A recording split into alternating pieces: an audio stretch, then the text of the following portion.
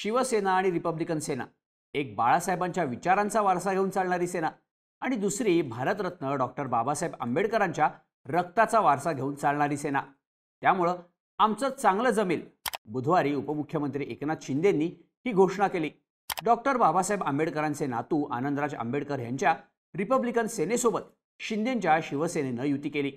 ज्याप्रमाणे 2023 मध्ये प्रकाश आंबेडकरांच्या वंचित बहुजन आघाडीसोबत युती करून उद्धव ठाकरेंनी शिवशक्ती भीमशक्ती एकत्र आणण्याचा पॅटर्न केला, तोच प्रयत्न आता एकनाथ शिंदे करतायत. ही झाली एक घडामोड. पण बुधवारीच आणखी एक गोष्ट घडली ज्यानं सगळ्यांच्या भुवया उंचावल्या.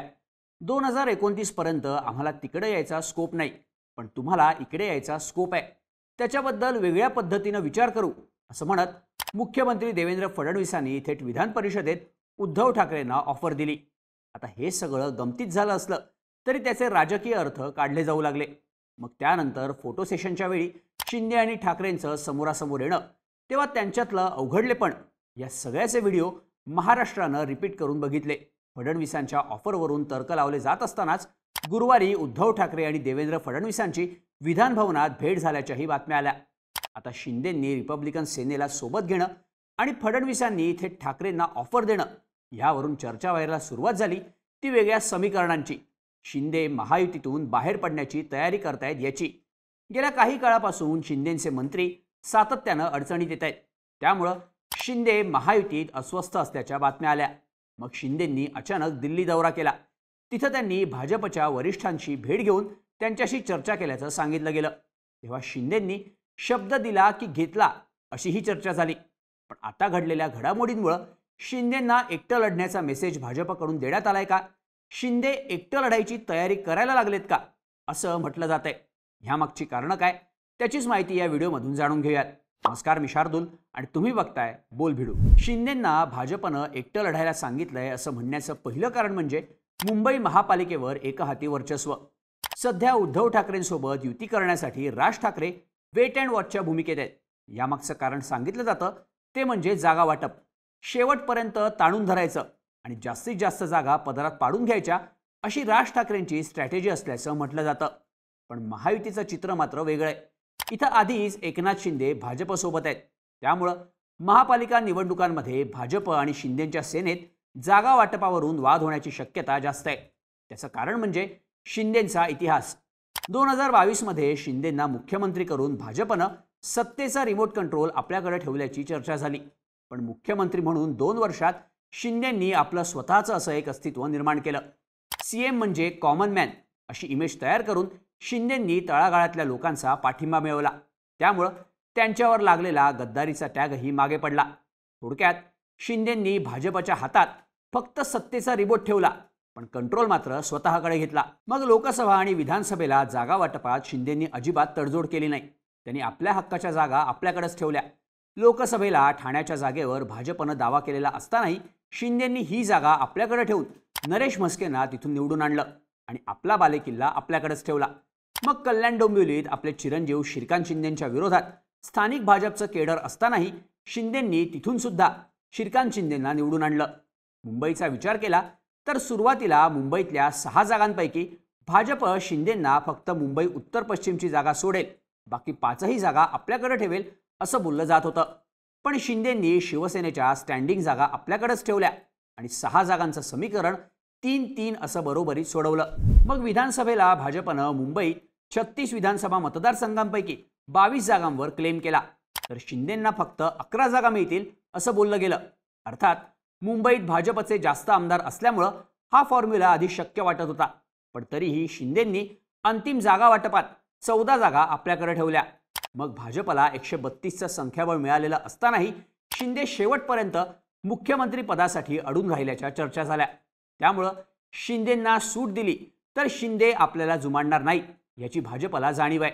आताही मुंबई महापालिकेत ठाकरेंवर मात करण्यासाठी शिंदे जागा वाटपातला आपला क्लेम सोडणार नाहीत हे स्पष्ट आहे.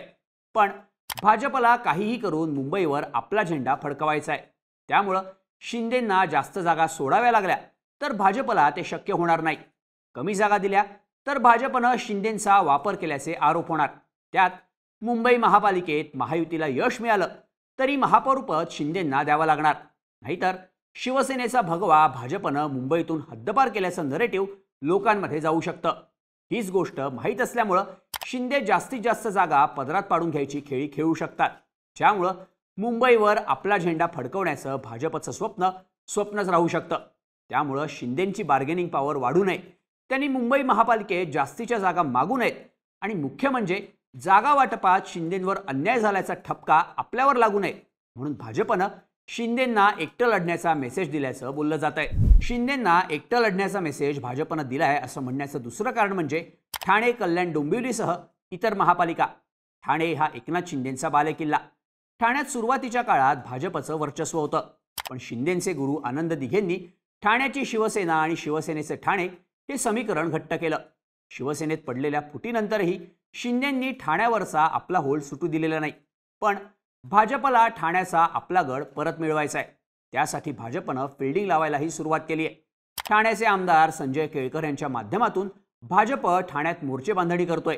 शिंदेंचे कट्टर प्रतिस्पर्धी असलेल्या गणेश नाईक यांना कॅबिनेट मंत्रीपद देऊन भाजपनं नाईकांना बळ दिलंय. ठाण्याशेजारच्या कल्याण डोंबिवली महापालिकेचा विचार केला तर इथंही श्रीकांत शिंदे आणि पर्यायानं एकनाथ शिंदेंचं वर्चस्व आहे.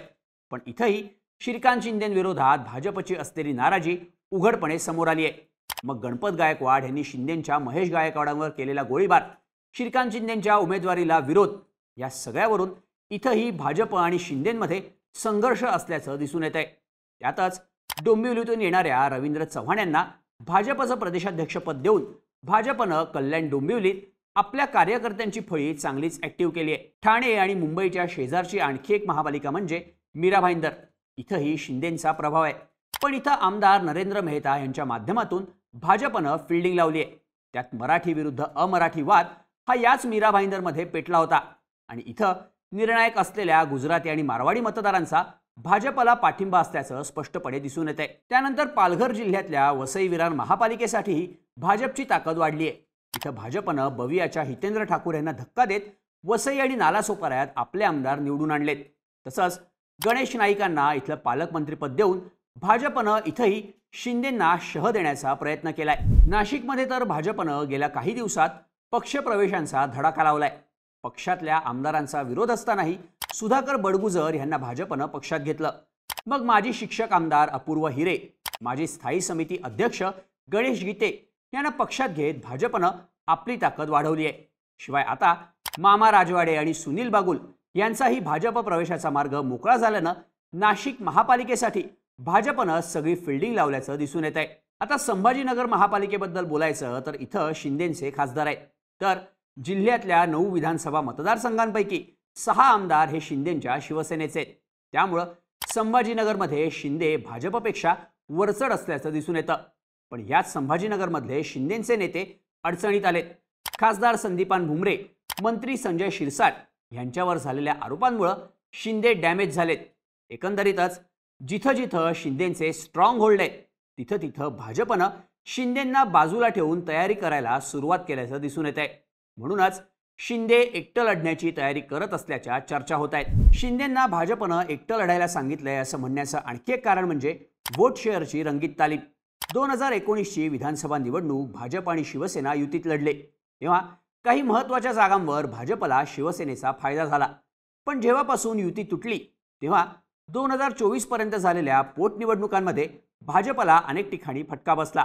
उदाहरण द्यायचं झालं तर 2021 मध्ये नांदेड जिल्ह्यातल्या देगलूर आणि 2022 मध्ये झालेल्या कोल्हापूर उत्तर विधानसभेच्या पोटनिवडणुकीत भाजपला पराभवाचा सामना करावा लागला होता. इथं शिवसेना सोबत नसल्यामुळं भाजपचं नुकसान झाल्याचं सांगितलं जात होतं. आताही भाजपकडं 132 आमदारांचं संख्याबळ असलं तरी भाजपला काही जागांवर शिंदेंच्या शिवसेनेचा नक्कीच फायदा झालाय. पण ही गोष्ट 100% भाजप या भाजपच्या नाऱ्याला कुठेतरी धोकादायक ठरते. 2029ला स्वबळावर सत्ता आणण्याचं भाजपचं टार्गेट आहे. पण त्यासाठी भाजपला संपूर्ण महाराष्ट्रात आपली ताकद वाढवणं आणि ती ओळखणं गरजेचं आहे. त्यामुळं आपली बलस्थानं कोणती आणि कमकुवत कोणती याची चाचपणी भाजप करतंय. त्यासाठी आत्ताच्या महापालिका ही उत्तम संधी आहे. 2029ला स्वबळावर सत्तेचा प्रयोग यशस्वी करण्यासाठी ही रंगीत तालीम भाजपला महत्त्वाची आहे.